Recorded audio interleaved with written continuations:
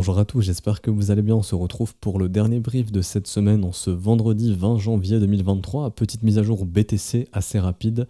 Je pense qu'on fera un petit tour sur Ethereum, mais on fera surtout un tour au niveau de la macro avec le S&P 500 qui a été rejeté dans des zones assez intéressantes.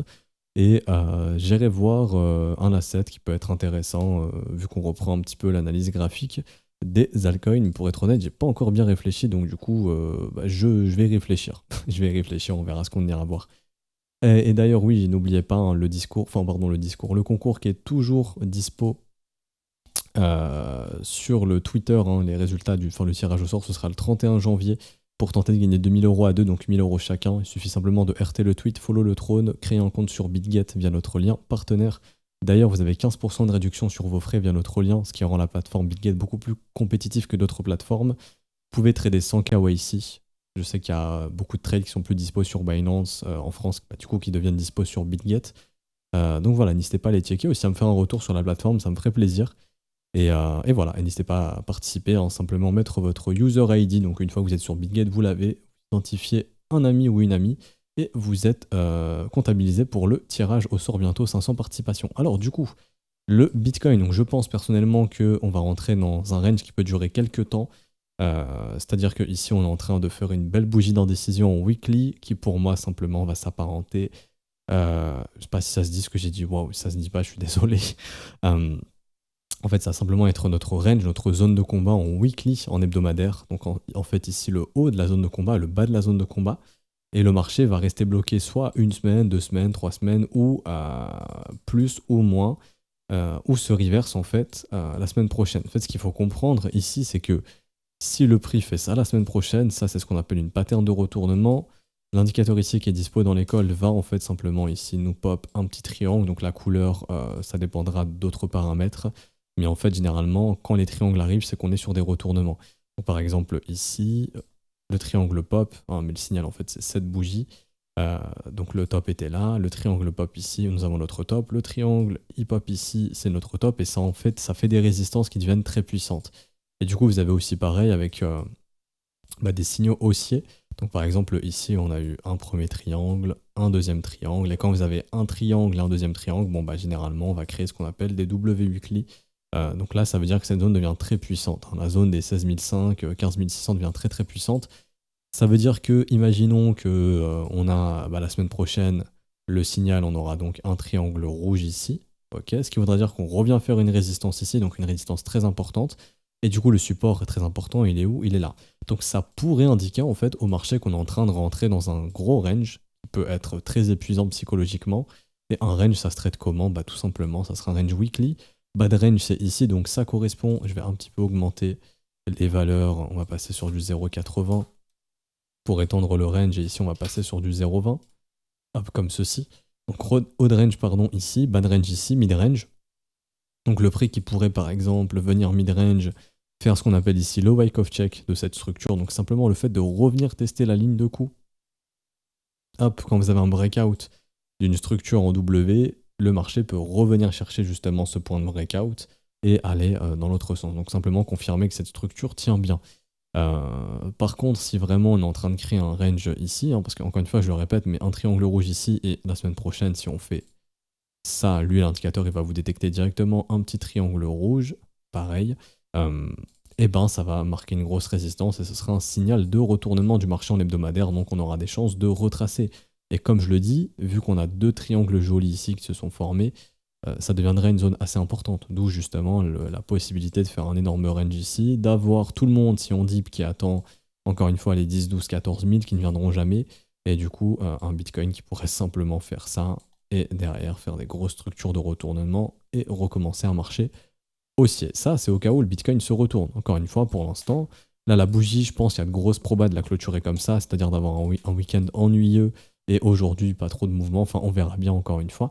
Mais si la weekly clôture un peu comme ça, la semaine prochaine, c'est soit encore on est dedans et en fait on consolide, et on serait potentiellement dans un marché qui serait ainsi, c'est-à-dire ici triangle, donc triangle orange, 3 triangles ici, bam bam bam W, breakout, consolidation, donc 1, 2, 3 semaines de consolidation, quatrième semaine breakout, avec beaucoup de fun, hein, rappelez-vous, je vais le renoter, mais ici il y a eu le hack de Binance.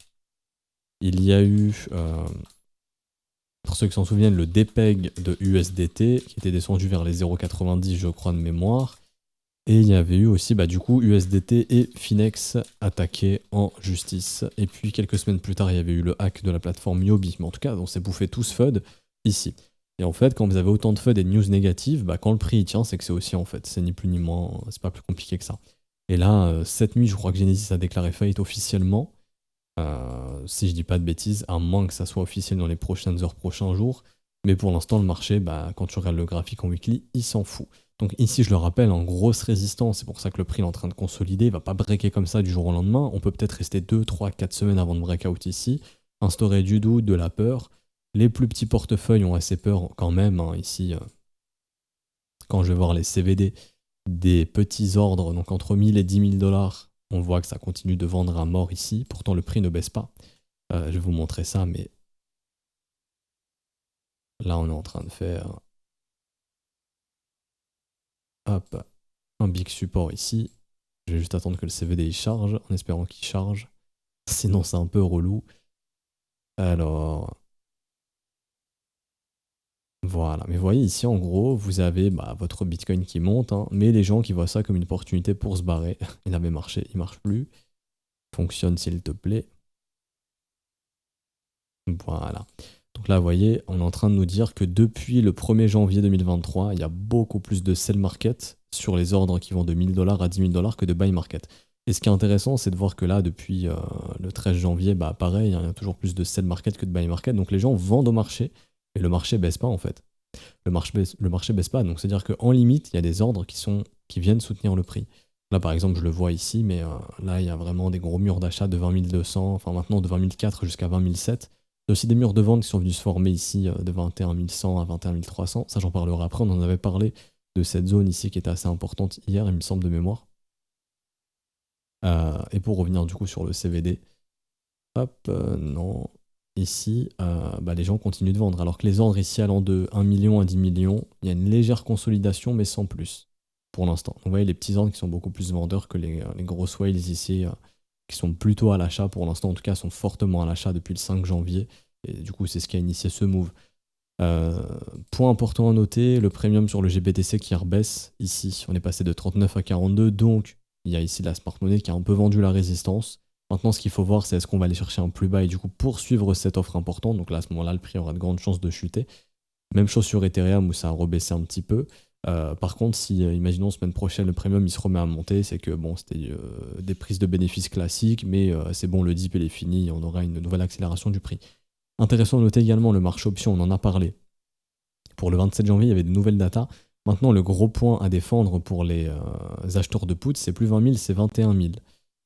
L'intérêt, en fait, c'est reporté sur les 21K. Et du côté des calls, c'est 18. Donc en gros, ce qui veut dire que, on l'avait noté, hein, mais je le remontre, ici, au niveau des probabilités du marché option, il y a une grosse proba pour que le prix reste entre 18 et 21 d'ici le 27 janvier. Donc la résistance des 21 400 ne casse pas si elle casse avant février. Que du coup, là encore, la semaine prochaine, on soit en train de consolider et que ça irait du coup breaker peut-être début février ou en février. À moins que le marché se reverse. Je le répète ici, hein, on est dans l'opération peut-être big short comme je l'appelle, c'est-à-dire en gros la dernière localisation, le dernier élément technique qui confirme Bitcoin dans un market, dans un bear market, pardon, dans un marché baissier, c'est ici. Et du coup, on en avait parlé, mais chasse au stop, rebond, on en avait parlé également ici, chasse au stop, je sais plus, enfin je crois qu'on en a parlé sur YouTube hier, en tout cas j'en ai parlé avec les élèves depuis ces 2 derniers jours, mais YouTube je suis quasiment sûr. On est venu du coup chasser les stops, on est venu dans l'imbalance, ici, hop, petit triangle qui va venir, voilà, confirmer le retournement, on a 2 triangles au même endroit, c'est pas anodin, hein. Ici vous avez un triangle, un deuxième, donc double signal vendeur ici, c'est ce qui vient créer la résistance et derrière le marché est repoussé. Et donc ici il y avait eu 2 triangles aussi haussiers, donc un premier, un deuxième, ce qui vient créer cette zone de support, donc cette zone est assez importante, donc on peut aussi estimer que court terme actuellement nous sommes dans un range, c'est-à-dire que dans mon petit fib, ici j'ai hop, mon haut du range, juste ici maintenant, mon mid-range là, et là mon bas du range, tout simplement. Je peux aussi par exemple prendre tout ça et dire que là on est au mid-range, ça sera le haut du range et là c'est le bas du range, donc voilà, tout ce qui vient dans le bas du range risque d'être défendu tout simplement. passer ici en 0,20. Par contre, si ça cède, bon bah ça cède, hein. Mais ouais, on peut voir les choses comme ça. C'est-à-dire ici, haut de range, je peux même en réalité tirer jusqu'au point bas ici, donc bas de range.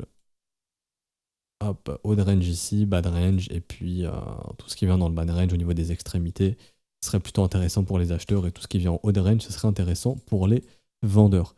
Pas grand chose d'autre à dire ici sur Bitcoin. Ethereum, je le zappe, mais il est comme Bitcoin, hein, il est en train de créer pareil son range. Il est aussi au niveau de sa dernière localisation, c'est-à-dire que lui, son dernier sommet, il est là tout simplement. Il est juste ici. On est en train de buter au même endroit. J'ai pas l'indicateur ici, mais vous allez voir la même chose, un triangle. Donc là, vous avez ici, hop, un triangle orange et il n'est pas là parce que là c'est sur du spot. Enfin ici c'était le plus bas. Donc il y a un triangle orange ici, ce qui fait que cette zone est assez importante. Vous avez un triangle rouge, le prix 8 août, au niveau du triangle rouge précédent. Pourquoi? Parce que ici c'est une résistance hebdomadaire qui s'est créée pendant ce bear market. Et encore une fois, est-ce que pendant ce bull market on casse des résistances? Pour l'instant non, il y a une belle structure ici qui s'est formée. Tant que ça tient, il y a des chances d'aller breaker, mais ce qui va confirmer, augmenter les probabilités qu'on change de structure de marché, qu'on est en train de quitter ce bear market, c'est la cassure de ce level sur Ethereum, donc 1680 on en a parlé, et pour Bitcoin du coup, c'est tout simplement, on en a parlé également, mais ce fameux niveau, il y avait le triangle rouge précédent, pour l'instant, qui casse pas. Donc pour les vendeurs, si vous êtes vendeur et vous estimez que ce marché est toujours baissier, ici c'est votre zone de short, ni plus ni moins. Parce que c'est la dernière zone où on confirme qu'on est toujours en marché baissier. Le jour où on casse ça, ça ne veut pas dire qu'il faut rentrer à l'achat ici, ça veut juste dire que derrière, s'il y a un retracement, on augmente les probabilités d'avoir un creux ascendant. Et donc à ce moment-là, ce qu'il faut acheter, c'est le creux ascendant. On n'achète pas les sommets dans un marché haussier, on achète les creux, et dans un marché baissier, on vend les sommets. Techniquement, oui, tant qu'on ne casse pas ici, on est toujours en marché baissier, donc vous avez un trade ici de vente. Par contre, le jour où ça break, à ce moment-là, il faudra plutôt se concentrer, à mon humble avis, en tout cas c'est ce que nous disaient les probabilités, sur de l'achat. Et à ce moment-là, faire très simple, mais les dips généralement s'arrêteront 38,2, donc imaginons il y a un breakout, ça pousse bien, on est rejeté vers ce sommet précédent. Là le triangle il est là, hein, mais la résistance, il y en a une ici avec ce triangle rouge là, et là le triangle il est là parce qu'en fait l'indicateur vient détecter le signal donné sur cette bougie, mais du coup la résistance elle est ici. Okay, donc on pourrait très bien être rejeté ici, et du coup si on a un dip maximum normalement 38,2, donc ça voudrait dire que si on breakout, vous aurez du coup une opportunité pour rentrer à peu près par là pour accompagner le marché, tout simplement. Il faut savoir reconnaître quand le marché change de structure. Pour l'instant, c'est pas le cas, on essaye. C'est pas encore confirmé, mais si c'est le cas, il faudra plutôt être acheteur de creux et prendre ses profits sur des sommets et pas faire l'inverse. Acheter des sommets et se faire stop loss sur des creux. Fini pour Bitcoin et Ether. Rapidement, le point macro. Alors, au niveau de la macro, donc, il y a toujours le gold qui est très fort. Pour moi, le gold qui est un moteur dans cette, comment dirais-je, dans ce mouvement haussier qui est initié aussi sur les actions et les indices. Pourquoi? Parce que pour moi, c'est surtout initié grâce à le taux, il a disparu, super. Mais grâce justement à cette baisse des taux, enfin pas des taux directeurs, mais ici des taux à 30 ans qui sont en train de baisser jusque ce matin. Je sais pas pourquoi il veut pas me le montrer, le taux à 30 ans. Mais du coup, je vais l'avoir ici. Hop, vous voyez le taux là qui est en train de baisser depuis octobre et le dollar qui baisse, donc ça c'est favorable à l'or et du coup aux indices américains qui en ont profité un petit peu. On arrive dans des grosses zones où le marché peut se reverse. Pour moi, si j'en avais déjà parlé depuis longtemps, c'est entre 99,4 et 101,2 ici sur le dollar index futur. Je le répète, mais j'en ai parlé sur Twitter aussi cette semaine, mais la smart money semble toujours vendeuse sur le dollar index. Donc pour l'instant, si on a des rebonds, ça ne serait que des rebonds et pas des reprises de marché haussier, sauf si d'ici plusieurs semaines, on commence à voir ça et que je vois au niveau du cote, donc ce qui m'indique ce que fait la smart money, qu'elle est en train de repasser à l'achat. Ok, si on aura un bottom sur le dollar index, il faudra s'attendre à de la souffrance sur les assets à risque, mais là pour l'instant c'est pas le cas. C'est-à-dire qu'elle continue de vendre, elle continue d'être acheteuse sur le gold, j'ai les datas juste ici, donc là ça continue d'être bullish sur l'or, hein, donc l'or continue de pousser. Ils sont redevenus bullish depuis ces bottoms ici, hein. Depuis 1630, et là il y a eu la confirmation, moi je dirais à peu près en novembre, donc vers les 1700$, donc là ça pousse bien, les creux se font pas bouffer puisque c'est la smart money ici qui achète, et on vient bouffer les sommets en revanche, et sur le dollar, ils sont toujours baissiers, je vous montre ça rapidement, mais ici je prends le dollar index futur, on regarde le cote, ils sont en train de distribuer leur dollar depuis les 107 points, ils ont bien distribué sur ce top ici. Et en fait, ils étaient déjà en train de switcher short depuis que ces sommets sont défendus ici. Et là, il n'y a pas de signe des acheteurs côté smart money, en tout cas sur le dollar index. Je reviens sur le gold ici. Et du coup, le Nasdaq. Alors, le Nasdaq, c'est très simple pour moi, il est toujours dans son range entre 10 400 points et 12 100 points. Si on casse au nord, pour moi, ça c'est un excellent signal. Pardon, protection de premier arrêt W weekly. Pour moi, derrière, c'est au moins retest des 12 800 points, voire même si on perd ce sommet ici, zone de rechargement de short entre 14 000 et 15 000, et là, bah, le Bitcoin va bien pousser si on fait ça, et les cryptos aussi. Par contre, si on perd ce plus bas ici, continuation baissière, là, il y a de grandes chances que Bitcoin y rejette. Bah, on a vu à son niveau qui confirme toujours qu'on est en bear market. Et à ce moment-là, il faudra s'attendre à des retests de ces zones, voire des nouveaux plus bas. Et à ce moment-là, les prix de production pour Bitcoin, hein, vraiment plancher, c'est entre 11 000 et à peu près 10 000 dollars, donc ce seraient les objectifs. Mais ça, encore une fois, faut d'abord rejeter ici et perdre ses creux. On n'y est pas encore. Il faudrait que le Nasdaq aussi fasse tout ça. Pour l'instant, on n'y est pas. Et du coup, le S&P 500, où est-ce qu'il est, le S&P 500, hop, juste ici, qui est rejeté à nouveau par sa trendline, juste ici, qui casse pas, mais plus on va la tester, plus il y a des gens qui shortent, plus il y a des stops à défoncer plus haut, donc plus le marché va essayer d'y aller. Pour l'instant, au niveau des sentiments, on est en train de m'indiquer que du côté des US, c'est un tout petit peu plus bullish, donc il faudrait instaurer du doute, voire faire shorter les gens, je pense, pour aller breaker cette trendline. En tout cas, ça semble pas assez mature pour pouvoir le faire. Donc peut-être instaurer du doute, peut-être même aller chercher les stops sous ces creux, et puis les gens passent short, et là, voilà, on irait breaker la trendline, et on aurait un S&P 500 qui pourrait suivre les indices européens qui sont vraiment en train de performer. Un nouveau rejet ici, encore une fois, mais bon, là, il faut voir un petit peu ce qui peut se déclencher. Il nous a mis probablement un petit triangle. Je sais pas l'indicateur ici. Hop. Tac. Là, normalement, il va nous mettre le triangle. Ok, c'est en train de bugger, mais ça va charger. Voilà. Hop.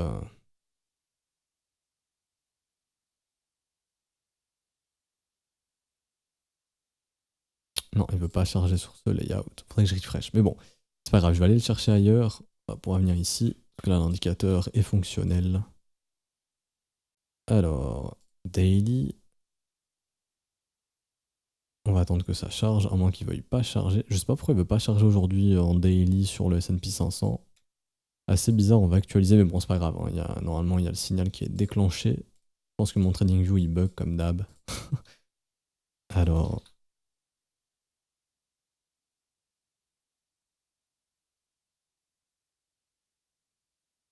Non, il veut pas du tout fonctionner. Bon, c'est pas grave. Par contre, Bitcoin, il fonctionne. On va chercher à comprendre. TradingView. Ouais, ça fonctionne sur Bitcoin, mais ça va pas fonctionner sur S&P. Mais bon, il y a un triangle, vous pouvez me faire confiance. Signal de retournement, ce qui vient créer une résistance ici. Et ce qu'il faudrait, c'est un nouveau signal haussier pour l'instant qu'on n'est pas en train d'avoir.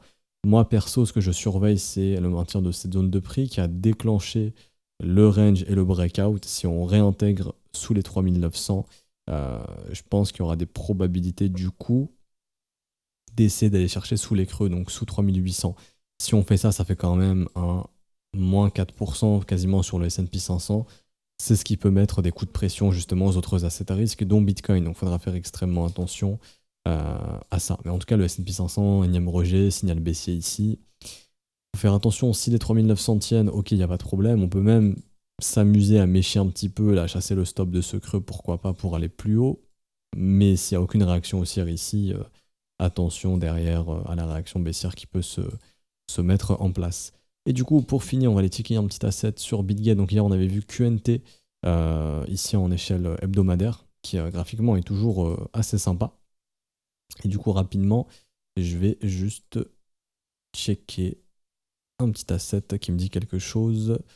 Alors, 2 petites secondes que j'ai en mémoire et qui peut être sympa. Je suis en train de chercher dans ma petite watchlist perso, enfin watchlist que j'ai fait avec les élèves.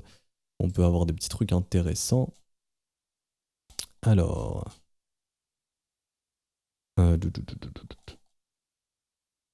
ça, on en avait parlé également.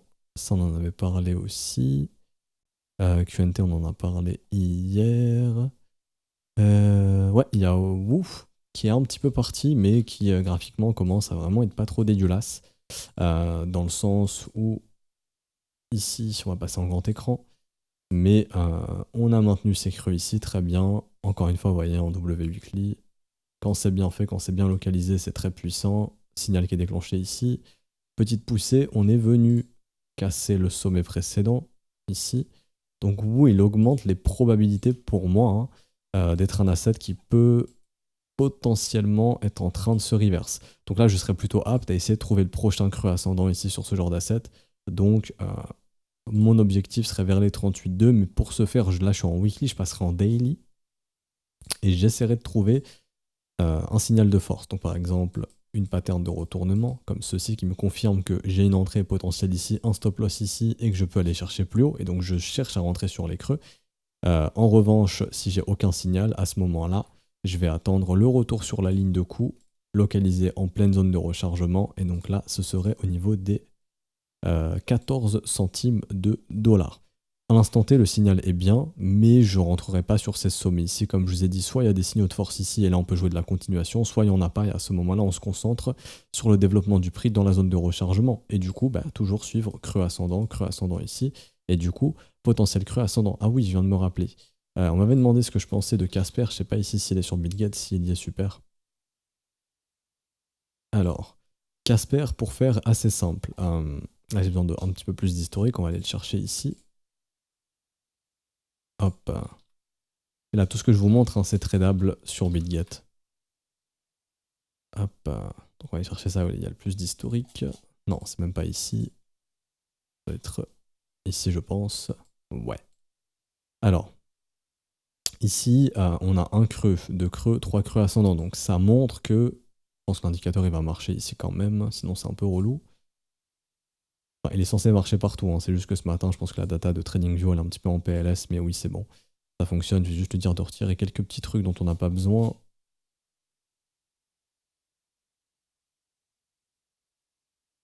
Hop. Voilà. Nickel. Et aussi lui dire de retirer ça. Ok. Nickel. Donc vous avez ici un triangle orange, deux triangles orange, trois triangles orange. Donc ça, déjà quand vous en avez un, ça veut dire que la zone est vraiment assez importante, qu'elle risque d'être défendue. Vous en avez un deuxième, ça augmente les possibilités de défendre la zone. Et j'en avais parlé avec les élèves, je pense, il y a 2 semaines de Casper, lorsqu'il y a eu ce nouveau signal, donc déclenché au même endroit. Donc c'est ce qui fait que cette zone est hyper importante et qu'elle est très maintenue. Donc il y a probablement des whales en fait qui sont en train de récupérer tout le supply sur ces niveaux de prix. On est probablement en train de développer le bottom ici sur Casper. Il faut savoir aussi que ce qui était mauvais sur Casper à l'époque, c'est que on avait même pas 10% des tokens qui étaient dilués. Maintenant, tous les tokens sont dilués.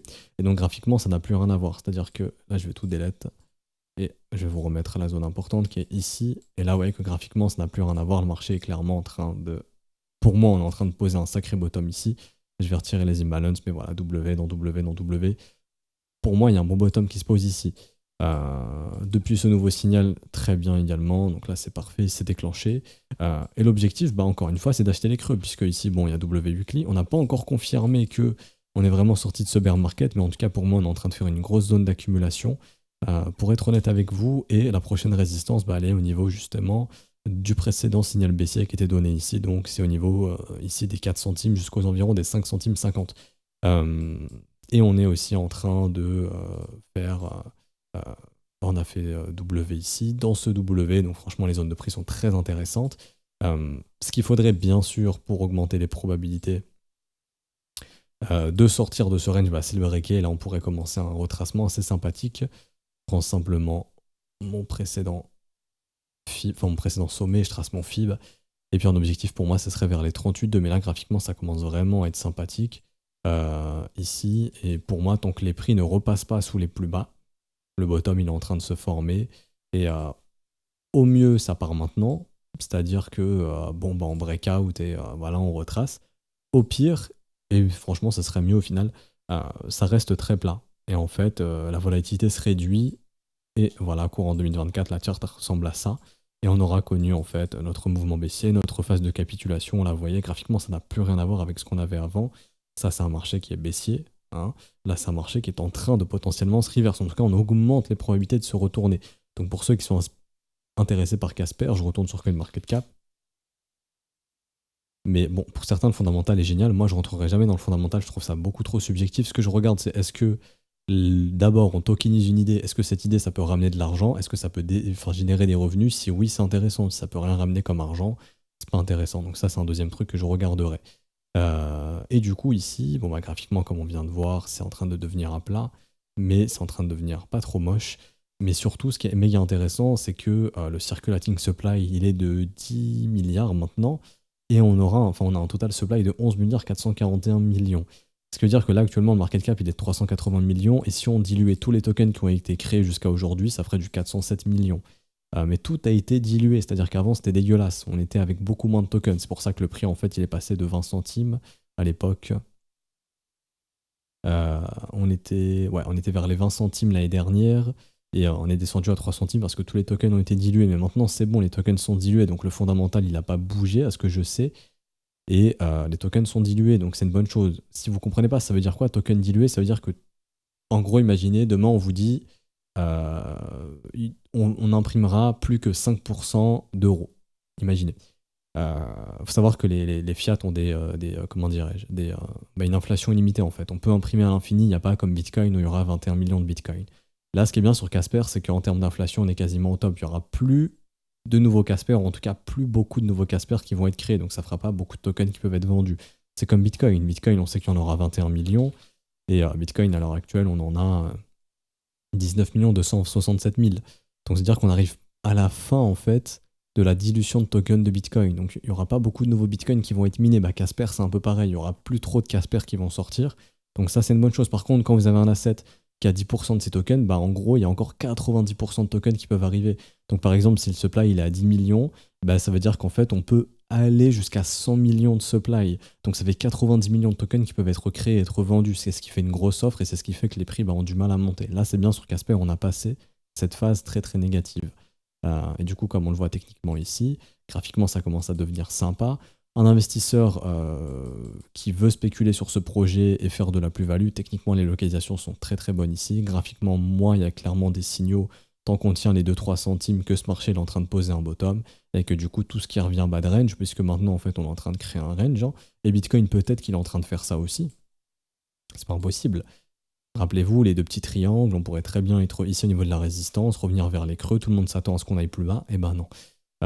Mais du coup ici vous voyez hop bas de range, c'est racheté direct, le bas de range je vais plutôt le passer à 0,80 et le haut de range à 0,20, voilà pour étendre un petit peu, mais pour faire simple ici le bas de range est racheté, mid range on prend un petit peu des bénéfices, on voit que ça échoue un petit peu, haut de range on sécurise tout simplement et on essaie de racheter bas de range, etc. Mais on vend pas tout parce que si le marché breakout et que vous avez tout vendu ici, bon bah ça part sans vous, c'est un peu dommage. Donc c'est juste en fait de la petite gestion du risque, ok? Donc si jamais vous, c'est pas vraiment pas, je vous incite pas du tout à l'achat ici, hein. Moi ce que je vous montre simplement des graphiques qui peuvent être intéressants et derrière le tokenomics donc qui est aussi intéressant. Est-ce qu'il y aura beaucoup d'inflation ou non? Pour le cas, non. Après, je vous laisse vous renseigner sur le projet. J'aurais pu prendre n'importe quel asset aujourd'hui, hein. Vraiment, j'ai une grosse liste, j'ai pris un asset au hasard. Vous l'avez aussi demandé en commentaire. Donc c'est pour ça que je l'ai fait, parce qu'il est quand même assez connu, Casper. Et ouais, donc graphiquement, ça s'améliore et le tokenomics s'améliore. Donc ouais, je vous invite à vous renseigner sur le projet. Ça se trouve, vous avez trouvé que fondamentalement, c'est dégueulasse. Et c'est peut-être dégueulasse, sincèrement. Ça dépend de chacun. Encore une fois, moi, comme je vous le dis, ce que je regarde, c'est est-ce que ça génère des revenus ou non. Parce que c'est bien de tokeniser une idée, mais on n'est plus en 2017 où je vais tokeniser par exemple comme Nexus, ceux qui s'en souviennent, la blockchain dans l'espace, c'est génial, mais ça ramène zéro, quoi. Donc c'est pour ça que le projet est derrière, il n'a rien fait du tout. Enfin, il ne s'est pas relevé au bear market de 2018-2019. Ce qui intéresse, c'est les projets qui ramènent de l'argent. Pourquoi BNB est aussi bullish? Parce que BNB, c'est Binance, et Binance se font énormément d'argent avec leur plateforme, comme n'importe quelle plateforme, comme n'importe quel broker, qui est tout à fait normal. Ça génère des revenus, donc c'est pour ça que le token est très fort. Pour ça que par exemple, tous les tokens d'exchange, je vous prends n'importe quel token d'exchange, mais la plupart sont très forts. Là, par exemple, ici, c'est token d'une plateforme asiatique. Ici, on prend par exemple le token également de BitGet, ici, qui est extrêmement fort. Pourquoi? Parce que ce sont des tokens qui génèrent des revenus, tout simplement. Et ça intéresse beaucoup, beaucoup la smart money. C'est pour ça que vous avez justement ces tokens qui sont hyper forts, ici. Et là, on voit que par exemple, le token de BitGet, il est en train de surperformer totalement ce bear market. Depuis juin, les altcoins ne font rien. BitGet, il est en train de performer. Et les tokens d'exchange en général. Ok. Je pense que la semaine prochaine, on fera une analyse du token d'ailleurs, parce que franchement, graphiquement, il est plutôt sympa graphiquement. En tout cas, moi, quand je vois des structures comme ça, je me dis que c'est plutôt sympa pour de la continuation. En tout cas, ça pourrait justement continuer de performer, sachant que la plateforme est en train de s'étendre, donc les revenus de la plateforme vont augmenter, et ça, c'est ce que justement regardent euh, les, euh, les traders instit quand ils vont investir ou poser de l'argent, par exemple les hedge funds, est-ce que ça peut ramener de l'argent, est-ce que ça fait de l'argent, c'est ce qu'on regarde. Comme j'ai dit, on n'est plus en 2017 où oh là là, on va tokeniser, je sais pas moi, n'importe quoi, une idée, et c'est bon to the moon parce que c'est bien. Non, il faut générer des revenus maintenant, on a complètement changé d'état de marché. Donc voilà pourquoi les tokens d'exchange et tout ce qui va générer des revenus peut performer. Atom, qui génère des revenus aussi, performe. Tout ce qui génère pas de revenus, on voit que c'est plat et ça performe plus. Donc Casper, j'ai pas encore regardé, personnellement, je regarderai si le business model il tient debout et s'il y a de l'argent à se faire en fait pour le projet, tout simplement. Est-ce que ça peut vendre quelque chose et ramener de l'argent ou non?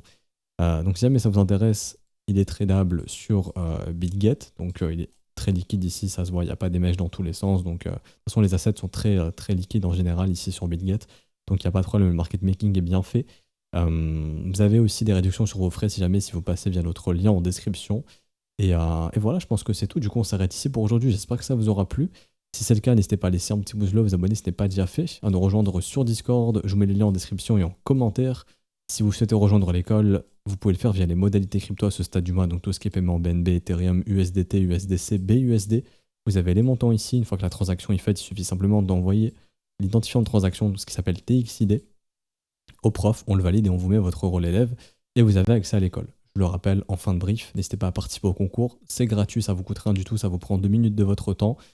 Il suffit juste de RT, follow le trône, s'inscrire sur BitGet via notre lien sans KYC, donc un mail, un mot de passe, et c'est bon, votre compte est créé, et vous mettez votre user ID en commentaire, vous identifiez un ami, et vous pourrez potentiellement être tiré au sort. Donc il y aura 2 gagnants ici qui se partageront les 2000 €, donc 1000 € chacun, tirage au sort le 31. Il y aura par la suite aussi, c'est vrai, hein, je l'ai précisé, mais je le reprécise, d'autres concours. C'est-à-dire que là, une fois que vous êtes inscrit, vous pourrez aussi participer aux autres concours. Il y aura des concours environ tous les mois, entre 1000 et 2000 €, voire peut-être même plus. On verra ce qu'on fait, on verra ce que je fais de mon côté, ce que BitGet fait également, pour vous proposer justement les meilleurs giveaways possibles. Du coup, bon week-end à tous, on se retrouve lundi. Ciao, ciao.